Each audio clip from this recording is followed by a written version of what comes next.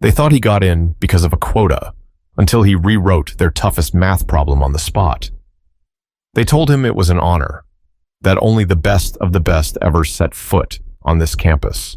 And as the taxi rolled past the white stone gates of the Cambridge Institute of Technology, Darius Cole sat quietly in the back seat, his palms sweating against his khaki pants. His suitcase was already sliding across the seat at every sharp turn, but he didn't notice. His eyes were locked on the buildings, the kind of buildings you only see in college brochures or Hollywood movies. Ivy curling up the walls, marble statues on the lawn, students in polos and cardigans, laughing in clusters under shady oaks. It felt like another world. "Here you go, young man," the driver said, pulling up to the dorm entrance. Darius nodded, muttered a thank you, and stepped out. At 17, he looked younger than most of the other students milling around the entrance. He was tall and lean, with wide, thoughtful eyes and a quiet, unassuming energy. He wore a plain gray hoodie, faded jeans, and a pair of white Nikes that had clearly been cleaned the night before. He pulled his duffel bag over one shoulder and tried to ignore the way some of the other students turned to look at him, not with open hostility, but curiosity, like he didn't quite fit. "Hey," a boy with slicked back brown hair said as Darius passed. "You with facilities?" Darius stopped. "Nah, I'm in the program." The boy blinked. "Oh, for real? My bad." Darius gave him a half smile and kept walking. Inside the dorm lobby, he checked in and got his key card. Room 413B, 4th floor, corner room. He took the stairs. It helped ease the nerves. The hallway smelled like lemon cleaner and nervous ambition. Door after door of students already unpacking. Some blasting music, some laughing on FaceTime. One girl was loudly explaining how she got a perfect score on the AMC-12 like it was a family recipe. Darius reached his room, slid in his keycard, and stepped inside. Empty, for now. He tossed his bag on the bed and opened the window.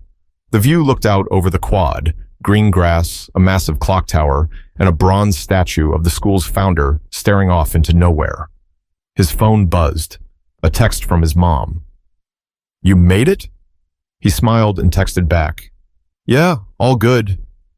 "Don't let them get in your head. You belong there." He stared at the message for a second longer than he meant to, then locked his phone and tucked it in his bag. But downstairs, he wasn't the only one who noticed his arrival. In a second-floor office, behind a wide oak desk lined with academic awards and leather-bound journals, a man adjusted his glasses and looked down at the student roster. He was tall, with sharp cheekbones and a voice like polished gravel. Dr. Gregory Alden, head of the Math Enrichment Program. "Cole, Darius," he said under his breath. "From Georgia?" He frowned, tapped his pen twice on the desk, and leaned back in his chair. Interesting." Back upstairs, Darius was laying out his notebooks on the desk when he heard the door open. A thin guy with dark curls and earbuds hanging around his neck walked in. "Yo, you Darius?" "Yeah. I'm Evan. I'm your roommate. You in the math track too?" "Yeah." "Nice. This program's brutal, man. I heard one kid last year had a full-on meltdown in the dining hall during finals week. Just straight up cried into a tray of spaghetti." Darius chuckled. "Sounds promising." Evan grinned and tossed his bag on the other bed. "So, where are you from?" "Stone Mountain, near Decatur." Evan raised an eyebrow. "That's in Georgia, right?" "Yeah." "No kidding. You must be good, huh? They don't just hand out scholarships for this place." Darius shrugged.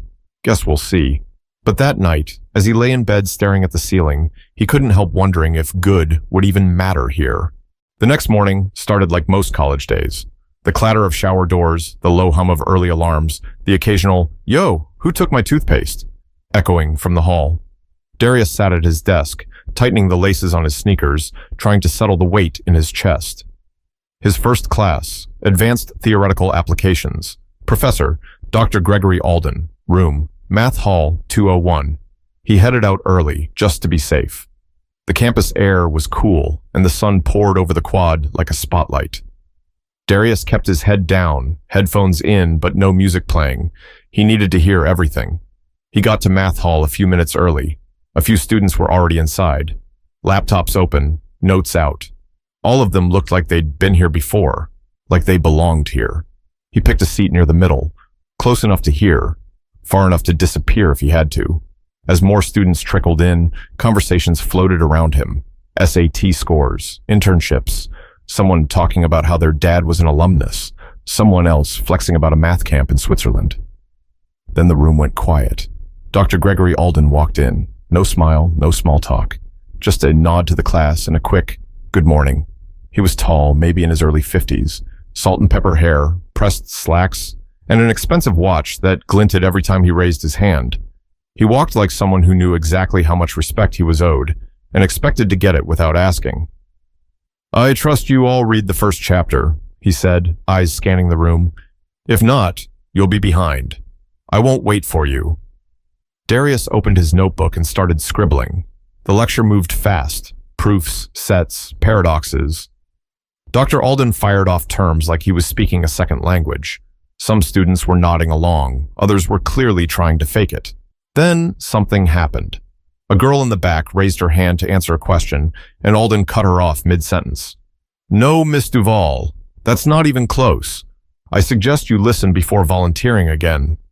The room tensed. He turned back to the board, but Darius could feel the shift. Nobody moved. Nobody breathed too loud.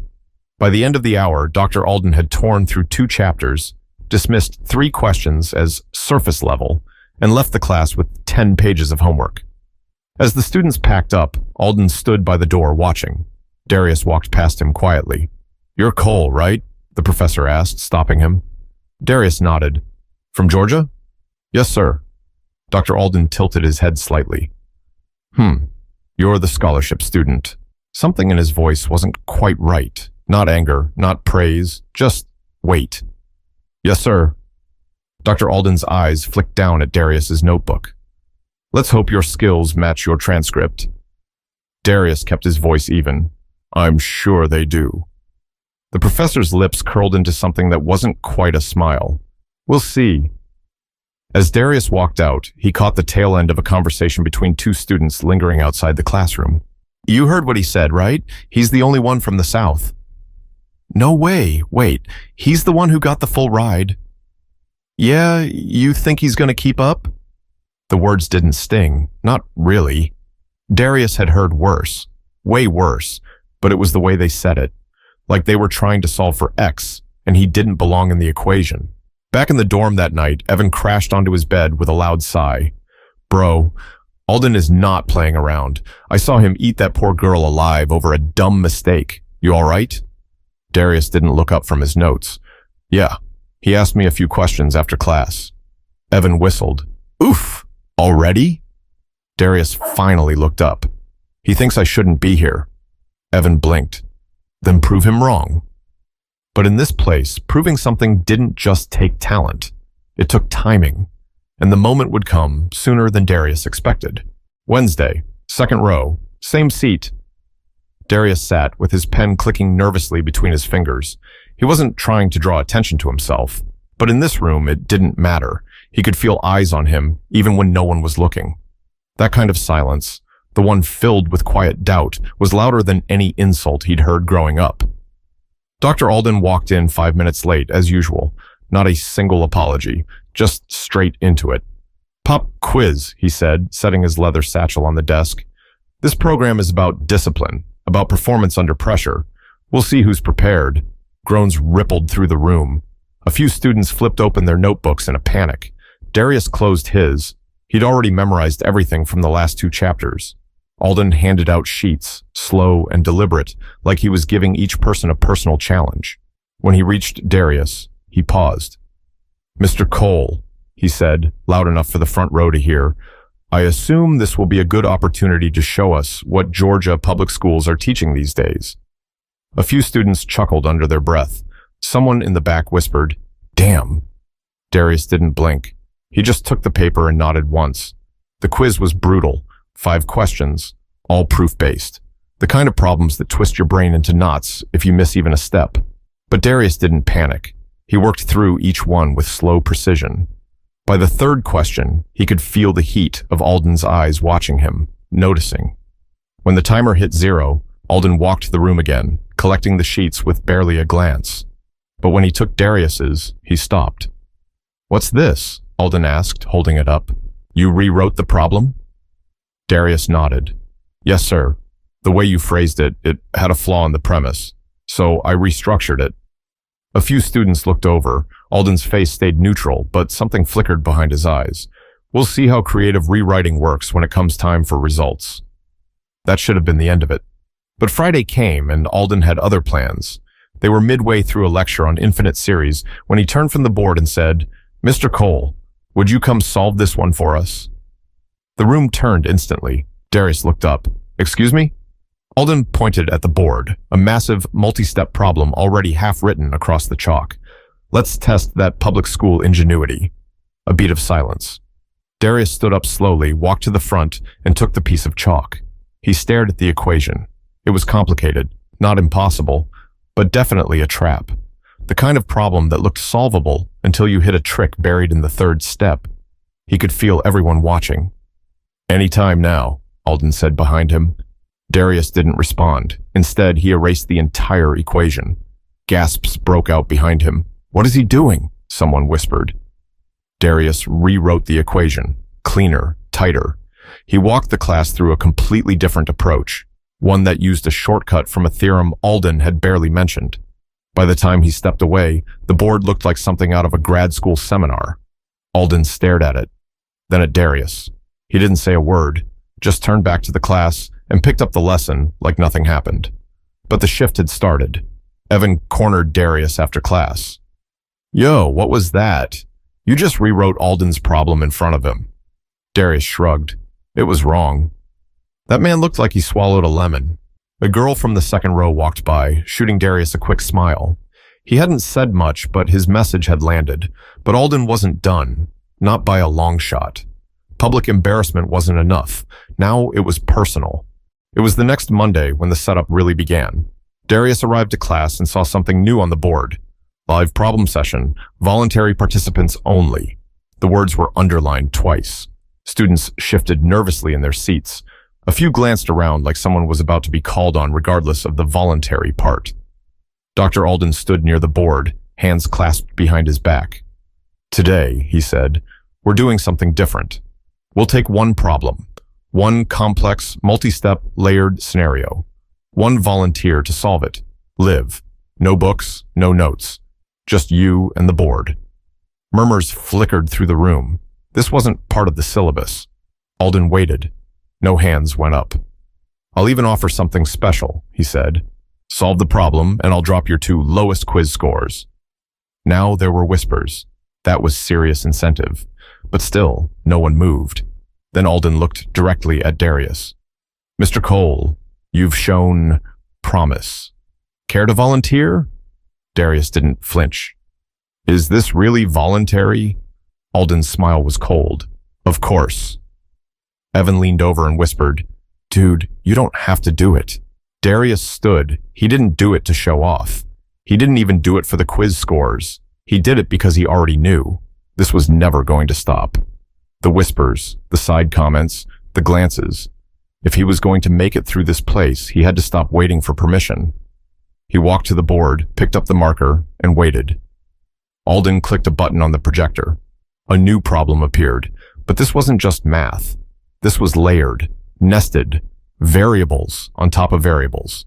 A system of equations wrapped in a word problem that twisted on itself. It looked like something you'd give a doctoral candidate as a final. The class went still. Darius read it. Once, twice, 3 times. The first 5 seconds, he didn't move. Then, slowly, he began writing. He didn't talk. He didn't explain. He just moved, line by line. Every few minutes, Alden would speak up. "Are you sure that's the most efficient approach?" "Interesting. Let's hope you didn't just back yourself into a corner." "Your logic tree seems optimistic." Darius said nothing. 10 minutes passed. The board was covered. 12 minutes. 15. And then, he capped the marker, turned around, stepped back. Silence. You could hear someone shift in their chair, the scrape of a pen falling to the floor. Alden walked up, stared at the solution. Then he said, "Explain it." Darius turned back to the board, and with calm, even words, he broke it down. Not just the answer, but the logic. Why he chose the method he did. Why he skipped 3 steps using an obscure corollary from a paper published in 2006. Why he adjusted for the error trap buried in the phrasing of the second line. By the end of it, even the kids who hadn't looked at him twice all week were leaning in, eyes wide. Alden's face was blank. Then he stepped forward, took the marker, and underlined the final answer. "That," he said, voice flat, "is correct." He capped the marker and turned away. Class dismissed. The room stayed frozen for a beat. Then it exploded. Students whispering, a couple clapping softly, Evan turning to him with a look of disbelief. Outside, 3 guys from another section stopped him on the quad. "Yo, that was insane. Are you a freshman? For real? You just embarrassed a tenured professor in front of 40 people. Darius just shook his head. "I didn't do it for that." And he didn't. It wasn't about the moment. It was about every moment that came before it. Every teacher who lowered the bar. Every counselor who called his goals a bit ambitious. Every placement test he had to ace twice just to be placed once. But while the students were starting to see him, Alden wasn't finished. His next move would make everything personal and public. It started with an email. Subject line, Academic Integrity Review. Response required. Sender, Office of Academic Standards. Darius read it 3 times. They were accusing him of academic dishonesty during the live problem session. Said his solution was highly irregular and inconsistent with standard undergraduate comprehension. Said his answer raised questions about whether he had outside help. The same problem he solved in real time, in front of everyone. Evan was in the room when Darius read it. "No way, that's insane. We were there. We saw you do it." "I know. This smells like Alden, man." Darius didn't respond. He was staring at the screen, jaw tight, fingers frozen on the trackpad. The email gave him 48 hours to respond. He had to schedule an interview with the academic board, bring his notes, be prepared to defend his process. It wasn't just about the problem anymore. It was about his name, his reputation, his future. The next day, Darius showed up to class. Same seat, same board, same professor. Alden didn't look at him, didn't say a word. Halfway through the lecture, Darius raised his hand. "Yes?" Alden asked, his tone clipped. "I got an email yesterday," Darius said, "about the problem I solved. They said it looked suspicious." A hush swept the room. Alden's voice didn't flinch. "Then you should respond accordingly." Darius looked straight at him. "I was wondering if you sent it." Alden adjusted his glasses. "I don't file complaints lightly, Mr. Cole, but when something seems off, it's my responsibility to protect the integrity of this institution." The message was clear. After class, a small group of students pulled Darius aside in the hallway. "That's messed up, man. You literally solved it right in front of us." He's threatened. That's what this is. Even students who hadn't said a word to him all week were now watching him with different eyes. Not just curiosity anymore, but respect. And something else. Guilt. The next morning, Darius walked into the Office of Academic Standards, a cramped room with beige walls and a humming AC unit in the ceiling. 2 professors sat across from him. One was from the engineering department, the other taught statistics. They asked him to walk them through his solution again, step by step, no notes. So he did. But this time, he didn't just solve the problem. He broke it apart. He showed them the original phrasing, pointed out where the logic could collapse if interpreted the way Alden had presented it, then showed how his version fixed it and why it worked better. Halfway through, the professor from statistics leaned back in her chair and blinked. "You did this on the spot?" "Yes, ma'am." "And you've never seen this problem before?" "No, but I've seen the structure. He based it on an old competition model." They exchanged a look. "Thank you, Darius," the engineering professor said. "We'll be in touch." 2 days later, he got another email. "Review closed. No violation found. Keep up the good work." That night, Evan picked up takeout and brought it back to the dorm. "Celebration time," he said, tossing a paper bag onto Darius's desk. "You beat the setup." Darius smiled, tired but relieved. "Barely." "Dude, you did something most of us would have folded under. That man came at you with every angle, and you outsmarted him in front of his own students." Darius sat back and finally let himself exhale. For the first time, he didn't feel like a guest in someone else's world. But there was still one thing left. One more encounter that would bring everything full circle, and it wouldn't be in the classroom. It happened on a rainy Thursday. Campus was quiet, the sky bruised and heavy. Darius had just left a late afternoon seminar when he saw Dr. Alden sitting alone in the faculty lounge by the glass windows, coffee in hand, staring out across the wet quad. Something in Darius told him to keep walking, but his feet didn't listen. He knocked gently on the doorframe. Alden looked up. For a second, his eyes narrowed, as if expecting something else. Then his face settled.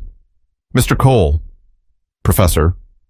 A moment passed. The room was silent except for the soft tap of rain against the windows.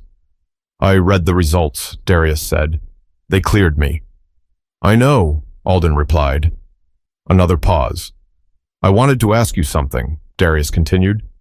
"What did I do that made you come after me like that?" Alden took a slow sip of coffee, then set the cup down. "You're smart," he said. "No one's denying that." "Then why—" "Because you made me look wrong," Alden interrupted, not raising his voice but sharpening it. "You walked into my class from a school no one here respects, no legacy, no connections, no alumni father or private tutor, and you embarrassed me in front of my own students." Darius blinked. "So this was about ego?" "No," Alden said. "It was about power. And what happens when someone who wasn't supposed to have it takes it anyway?" There was no anger in his voice, just cold honesty. "You were never the problem," Alden added. "You were just the reminder." "Of what?" Alden looked back out the window. "That the system isn't as airtight as we pretend it is." Darius stood there, the silence between them stretching. "I'm not asking for your approval," he said finally, "or your respect. Just the chance to earn it like anyone else." Alden didn't look back. "Then keep doing what you're doing."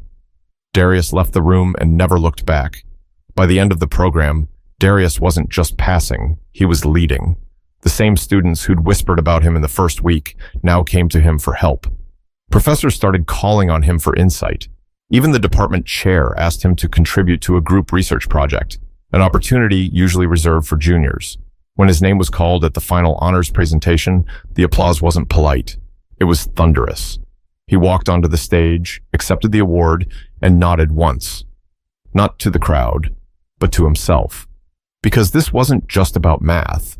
It was about proving that talent isn't limited to zip codes, that genius doesn't need a pedigree, and that brilliance can speak for itself, even when the room pretends not to hear it.